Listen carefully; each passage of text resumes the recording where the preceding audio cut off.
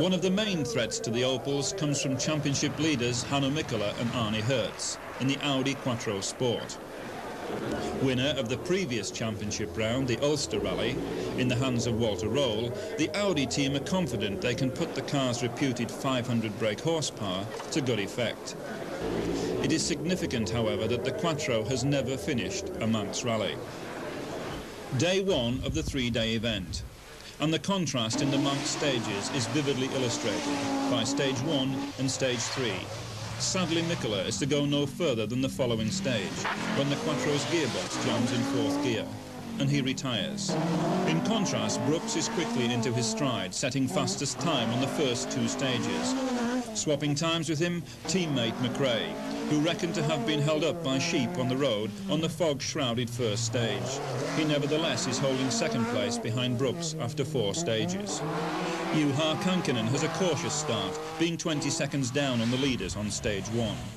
Trying a bit harder, he thumps the front end on stage 3 and retires on stage 4. Bertie Fisher, in the brand new Manta, completed only the day before, is having trouble with his brakes. He doesn't have any. In the Group A battle, the sensation is Tony Pond in the Rover Vitesse. He holds 3rd place after 4 stages. Pond can see little ahead of him, so he relies on co-driver Rob Arthur to read the pace notes that they've made together in days of practicing before the event. In these conditions, the pace notes are the only way to a fast time. Driver and co-driver must have absolute faith in each other's ability. Tightens the kink to absolute right, twisty 70, long flat right, the long absolute left continues over 200. Per Eklund is way behind Pond, and although pushing on as only he knows how, he is nevertheless outside the top 10. Popular Sartfield hairpin on special stage 5. Jimmy Mcrae, now running first car, sets fastest time. Second car through, Eklund. The Group A car drops 69 seconds, but Toyota already know, with Mikkola's retirement, they have the manufacturer's title for the 2nd year. Next car through should be Brooks, but it's Pond who appears in the Rover, leading Group A, but 48 seconds down on Mcrae on this stage. Brooks storms into view, having had a puncture only a couple of miles into the stage, losing him almost 3 minutes whilst he changed the wheel. Sundstrom follows him through the hairpin, having just been overtaken. Corkill and Higgins continue their personal battle, with 2nd and 3rd fastest times respectively. Corkill too managing an overtaking manoeuvre just after the hairpin when he passes John Price's Renault.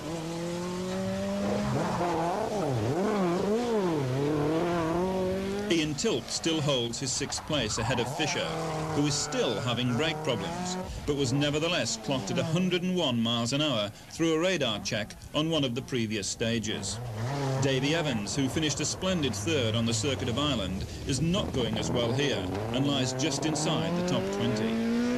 3 stages further on, and Jimmy now has a comfortable buffer of over 2 minutes over Russell, who has set a string of fastest times after his puncture on stage 5. Behind them, it's now Cyril Bolton, only seconds ahead of Bertie Fisher's Manta. Dropping back to 5th, Tony Pond. Nevertheless, only 13 seconds separate these 3 crews. Ian Tilk has gone off on the previous stage and collected a puncture, dropping him down to 10th. Ian Corkill has moved up to 6th place, and Evans too has moved up a few places to 13th. The Group A trio, Eklund, Sundstrom and Lord, are holding 12th, each 10 near Andreas Village, and so far only Mcrae or Brooks had set up faster stage times. On this stage, they share the honour. Fisher, despite still suffering from brake problems, had moved up to 3rd place. Pond too moved up a place, whilst Bolton dropped back to 5th. Tilk was trying hard to make up for lost time on stage 7, but ahead of him he had the 2 Asconers of Alistair Sutherland and Theo Bengry, who were putting in splendid performances. Davy Evans was now getting to grips with things and was up to 10th place, a gain of 9 places in 6 stages.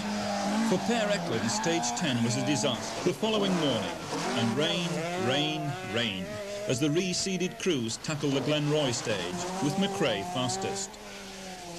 Brooks 2nd fastest and Fisher 3rd. who takes 17 seconds off Pond and moves back into third place. The others all hold station over this opening stage, with Tilk making most progress, taking 7 seconds off his nearest rival. Sundström holds second in Group A after Eklund's problems, but it's Mark Lovell in the private Golf GTI who is third in class and 12th overall after his race through the field from a start number of 55. The Abiland stage immediately after service, and the battle between Mcrae and Brooks continues. Brooks this time fastest by 3 seconds. 20 seconds behind in third place, Corkill, then amazingly the Rover, who was now back up to third overall yet again. Fisher had suffered total brake failure, losing nearly a minute, and was down to 5th. Ahead of him, Cyril Bolton. Sutherland beats Tilk by 20 seconds, but for Tilk, his promising run was about to end when he lost all the oil pressure and retired at the stage finish. The following stage, and Bertie Fisher has at last got brakes, driving on the limit to make up the time loss on the previous stage. Pond pleases the crowd with his extrovert style to still hold third place. Cyril Bolton has a smooth, drama-free driving style which belies his good position. Corkill, Sutherland and Bengry are snapping at one another's heels, whilst Mark Lovell, despite showing little respect for his Lucas spotlights, has moved up to 10th place with some determined driving. One of the past heroes of the Manx is Roger Clark, and this year he is driving a Porsche course car with Ian Grindrod alongside in the co-driver's seat. Another Manx hero, of course, is Tony Pond, and he continues to play to the crowd, much to their delight. Fisher has got past him to hold third place yet again, whilst Corkill lies 5th after going off briefly on stage 25. Stage 30 illustrates the high speeds and the total commitment to the pace notes.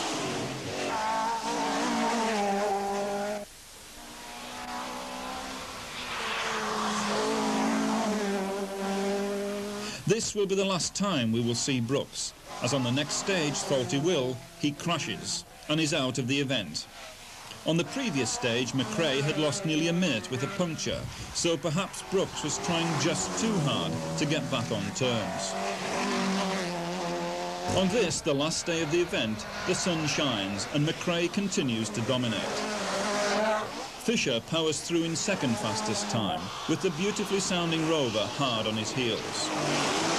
Corkill is keeping the local fans happy with a good 4th place, despite a wall of death act the previous day, which modified the front of the Escort. Theo Bengry is just behind him, and having one of his best runs for a long time.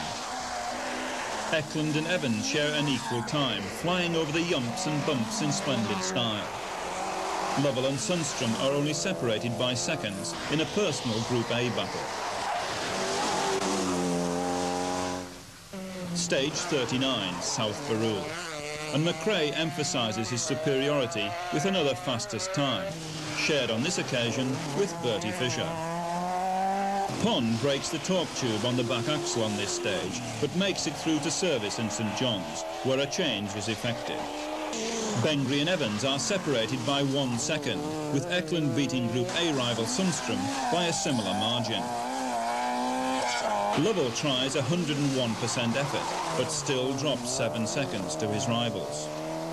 Mcrae takes no chances, but still sets fastest time. Fisher has a broken gearbox mounting, which is replaced at the emergency service at the stage finish. Pond sets second fastest time, surprising as the stage is narrow and twisty. Davy Evans has just had his second gearbox change of the rally and gets in the groove to take third fastest time. Just 7 seconds cover the next 5 competitors: Sundström, Bengry, Corkill and Eklund. Mark Lovell almost gives the Golf a bloody nose in his effort to make up a 2-minute loss due to a puncture on the previous stage. First overall, Jimmy Mcrae and Mike Nicholson. Second, Bertie Fisher and Austin Fraser.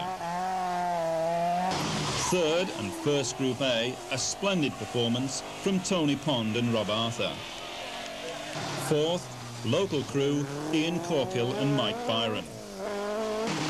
Fifth, a delighted Theo Bengry and Paul Watkins. Sixth, Davy Evans and Roy Kernigan. Seventh and second Group A, Per Eklund and Dave Whittock. Eighth and third Group A, Mikael Sundström and Voito Silander. Ninth and fourth in Group A, another excellent performance from Mark Lovell and Peter Davis. And rounding off the top 10, John Price and Derek Davis in the Renault Turbo.